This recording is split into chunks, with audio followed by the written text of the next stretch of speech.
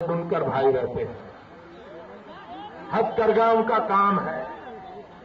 लेकिन ये दिल्ली में बैठी हुई सरकार की नीतियां ऐसी है कि मेरे देश का बुनकर मारा जा रहा है।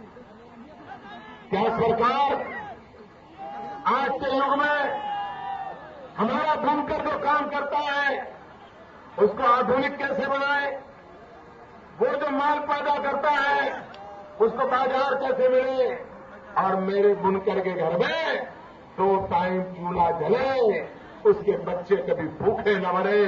क्या इतनी व्यवस्था नहीं हो सकती? भाइयों बहनों, ये करने की आवश्यकता है। भाइयों बहनों, गया में टूरिस्ट आते हैं, बुद्धिस्ट टूरिस्ट आते हैं। जहानाबाद में भी टूरिज्म के लिए बहुत संभावनाएं पड़ी है। गया से आया हुआ टूरिस्ट वापिस चला जाता है। थोड़ी अगर व्यवस्थाएं विकसित हो जाए तो जहानाबाद में भी गरीबों को रोजी रोटी मिलेगी, उनको भी विकास होगा। नौजवानों, मैं रोजगार के अवसर उपलब्ध कराना चाहता हूं। मैं किसानों को खेत में पानी पहुंचाना चाहता हूं, और जो किसान पैदावार करता है उसको पूरा दाम मिले। इस बार भारतीय जनता पार्टी ने अपने इलेक्शन मैनिफेस्टो में, चुनावी घोषणा पत्र में एक बहुत बड़ा वादा किया है। हमने कहा है आज जो मिनिमम सपोर्ट प्राइस है, किसानों से उत्पादन खरीदने के लिए सरकार जो मिनिमम सपोर्ट प्राइस तय करती है, उससे किसान को अन्याय होता है। उसका कोई नियम नहीं है। दिल्ली में बैठे हुए लोगों अपनी मनमर्जी से करना चाहते हैं। हमने तय किया है किसान को खेती में जो खर्च होगा, बीज का, पानी का, बिजली का, दवाइयों का, जो भी खर्चा होगा, उस खर्चे के ऊपर 50% मुनाफा जोड़ करके उसकी मिनिमम सपोर्ट प्राइस तय की जाएगी। इसके कारण अब किसानों का, ये किसानों के अन्याय करता जो परंपराएं हैं वो बंद हो जाएगी।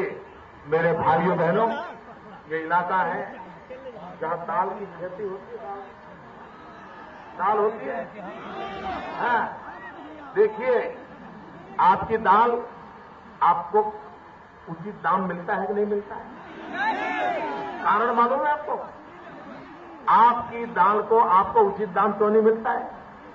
ये पटना वाले साहब आपको बताएंगे नहीं, और ये दिल्ली वाले तो कभी नहीं बताएंगे। मैं आज बता देता हूं। जब अटल जी की सरकार थी तो सिर्फ 1100 करोड़ रुपयों की दाल विदेशों से हम लाते थे देश की जरूरत के लिए, सिर्फ 1100 करोड़ की। आज 10 साल के अंदर अंदर विदेशों से 11,000 करोड़ रुपए की दाल विदेशों में से हिंदुस्तान आती है। तो यहां दाल पैदा करने वाला किसान कहां जाएगा? ये आपकी मुसीबत का कारण आपका खेत नहीं है, आपका पसीना नहीं है, आपकी मेहनत नहीं है। आपकी मुसीबत का कारण पटना और दिल्ली में है।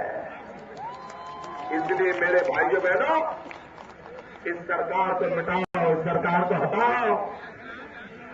धोखेबाज लोगों के बातों पे भरोसा मत करो। और मेरे भाइयों बहनों, मैं देवन से कह रहा हूं, आप जो तपस्या कर रहे हो ना, आप जो मुझे प्रेम दे रहे हो, भाइयों बहनों, मैं सराया गुना लौटा दूंगा, विकास करके लौटा दूंगा। ये मेरा इरादा। एनडीए के सभी साथियों को विजयी बनाइए। बिहार में से कांग्रेस का, लालटेन का, और वो आपके खास का एक भी खाता खुलना नहीं चाहिए।